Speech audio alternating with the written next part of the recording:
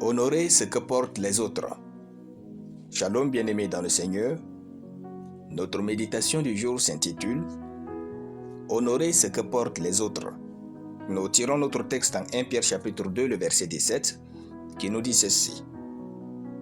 Honorez tout le monde, aimez les frères, craignez Dieu, honorez le roi. Alléluia. Ce monde est très vaste et il y a de la place pour chacun sous le soleil. Nous pouvons tous devenir grands et vivre heureux ensemble. Vous n'avez donc pas besoin de vous sentir menacé par le succès et le progrès des autres. Au contraire, soyez plein de joie pour le succès des autres. Rabaisser les autres ne garantit pas votre élévation, car c'est Dieu qui élève qui il veut.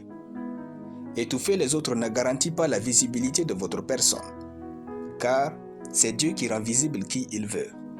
Ne pas soutenir les autres comme si leur succès n'était pas le vôtre est le propre du cœur que Dieu n'élèvera jamais.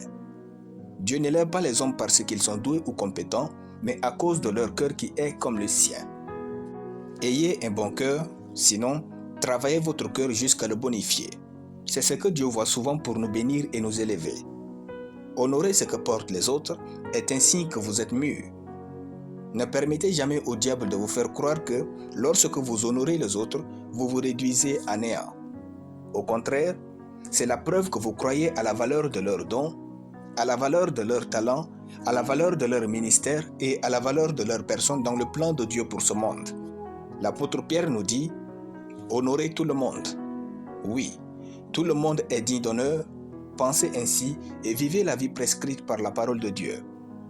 L'honneur que vous donnez aux autres détermine celle que vous recevrez. Toutefois, n'honorez pas les autres pour en recevoir en retour. Faites-le avec un bon cœur, sans rien attendre en retour. C'est Dieu qui élève les hommes. Cultivez l'honneur dans votre vie, donnez-en aux autres et double honneur à ceux qui le méritent. On honore les autres par des paroles dignes et agréables, par des bienfaits particuliers, par des dons de qualité ou des cadeaux. N'attendez pas un si spécial de Dieu pour honorer les autres. La parole de Dieu dit déjà de le faire, alors faites-le. Aussi, c'est la grâce que nous célébrons qui nous bénira. Ne soyons pas comme les Juifs qui ont ignoré et tué Jésus que de l'honorer. Dans nos familles, nos voisinages, nos églises, à l'école ou au travail, honorons les autres. Il est écrit, « Celui qui arrose sera lui-même arrosé ». Proverbe chapitre 11, le verset 25. Alléluia. Nous allons prier.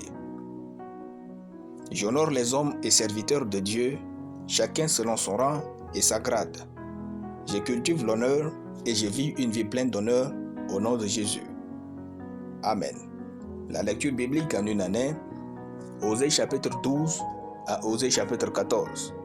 Soyez bénis, c'était le pain du ciel.